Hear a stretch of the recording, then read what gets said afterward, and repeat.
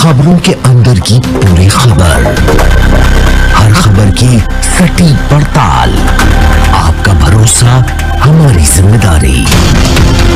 सच, साहस और सरोकार, यही है हमारी पहचान। दीप्ति भटनागर और आप देख रहे हैं राजस्थान मोर्चा न्यूज चैनल। देश विदेश की ताजा खबरें देखने के लिए हमारे यूट्यूब चैनल को अभी सब्सक्राइब कीजिए। हमारे राजस्थान मोर्चा न्यूज चैनल में पत्रकार बनकर आप पा सकते हैं 5 से 25 हजार रूपए महीना फिक्स सैलरी। तो फिर देर किस बात की, उठाए अपना फोन और मिलाए हमारा नंबर 9602515888। राजस्थान मोर्चा न्यूज चैनल में आप सबका हार्दिक स्वागत है। मैं हूं कुलदीप सिंह। अभी आपको बताते चले कि विधानसभा के जैसे ही इलेक्शन शुरू है, पार्टियों के बीच में जो हलचल है वो देखने को मिली। ऐसे में आपको बताते चले कि ये नेशनल कॉन्फ्रेंस है।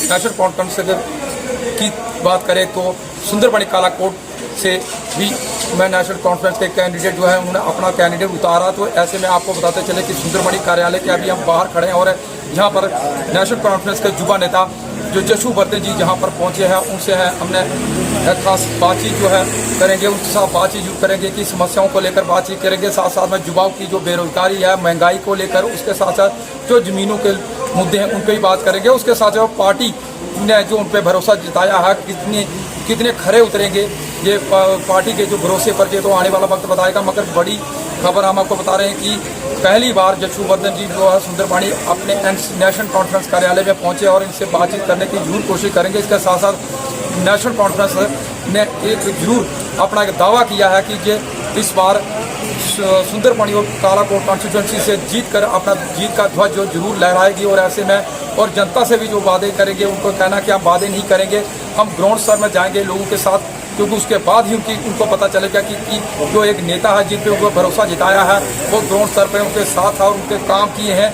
ऐसा नहीं होगा कि जो लीडर है इलेक्शन से पहले वो वादे करते हैं, जैसे जीत जाते हैं उनके बाद उनको टाटा बाय बाय कह देते हैं, फिर वो दोबारा नज़र नहीं आते हैं और उसके पश्चात वो फोन कॉल तक नहीं उठाते। ये कहना है जशुवर्धन जी का। और आने वाले दिन को मैं देखना होगा कि जशुवर्धन जी लोगों के बीच में रहकर सेवा जो करेंगे वो सेवा किस तरह की रहेगी, लोगों को कितना लाभ मिलेगा, ये आने वाला वक्त बताएगा। तो जशुवर्धन के साथ लाइव हम बातचीत करेंगे कि जशुवर्धन जी नेशनल कॉन्फ्रेंस के आपके ऊपर एक भरोसा जताया है, युवा नेता को कहीं ना कहीं क्षेत्र में उतारा है कि सबसे पहले तो मैं अपने लीडर जनाब फारूक अब्दुल्ला साहब, उमरुद्दुल्ला साहब और मेरे पीर मुर्शिद मियां अल्ताफ लारवी साहब और हमारे यहाँ के प्रोविंशियल प्रेसिडेंट जम्मू एरिया के रतनलाल गुप्ता जी और मैं अपने चाचा ठाकुर रमेश्वर सिंह साहब का शुक्रिया अदा करना चाहूँगा आपके माध्यम से एरिया की।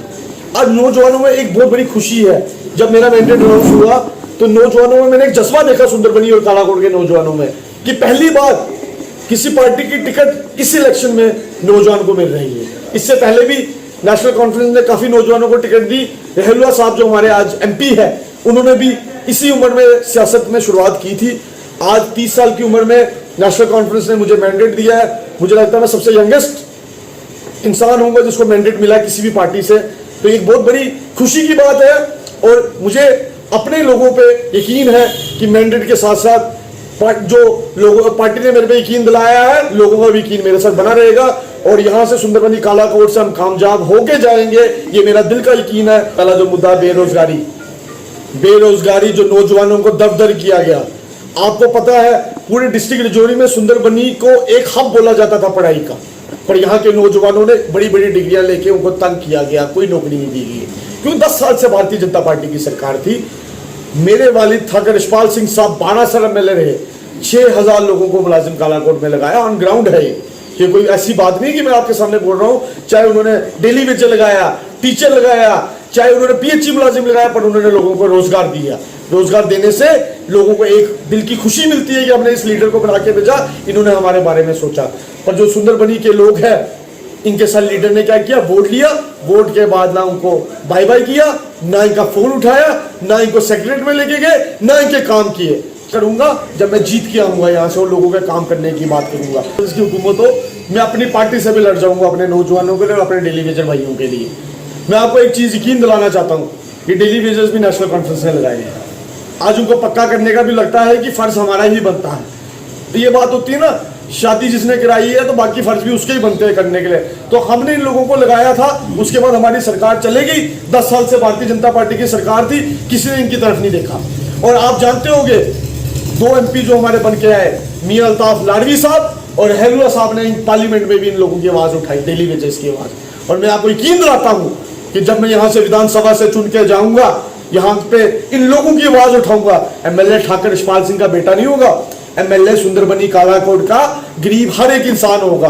उसकी आवाज जब मैं उठाने वहां पे असेंबली में जाऊंगा तो आप देखेंगे, आप भी जिंदा होंगे, मैं भी जिंदा होऊंगा उस वक्त में। आप देखेंगे कि पार्लियामेंट अपने असेंबली में मैं अपनी पार्टी के खिलाफ भी लड़ाई कर दूंगा इन डेली वेजेस को। जनता है वो काफी लंबे समय से ये संघर्ष कर रही है कि जो उनके जमीन को राइट है वो दी जाए। जो बैक्स पाकिस्तानी रिफ्यूजी उनको तो राइट दिए गए। जो जहाँ की लोकल जनता थी, जो लोकल लोग थे, वो भी कहीं एक जगह से दूसरी जगह गए थे। 1965 की बात करें, 1971 की बात करें, 1947 की बात करें, तो वो भी कहीं ना कहीं माइग्रेंट हुए थे। वो भी उनका भी घर परिवार उजड़ा था, उनका भी नुकसान हुआ था, मगर उनके बारे में आज तक किसी नेता ने बात की। तो क्या आप आने वाले दिनों में आपकी तरफ से ये मुद्दे उठाए जाएंगे ताकि उन लोगों को भी कहीं मैं चाहता हूँ, जो मेरा है, मैं चाहता हूँ कि जो लोग यहाँ पे रह रहे हैं उनको कुछ थोड़ा बहुत पैसा देके उनको उधर का मालिक बना दिया जाए। जो 40-40, 50-50 साल से भी कहीं लोग लाए रहे हैं, चाहे वो हमारे गुजर बकरवाल भाई होते हैं, वो रहते हैं, तो कुछ ऐसा कानून हम लाएंगे जब असेंबली में जाएगी। मैं कहता हूँ ना कि जब तक असेंबली में बेचेगी नहीं तब तक हम काम करेंगे कैसे?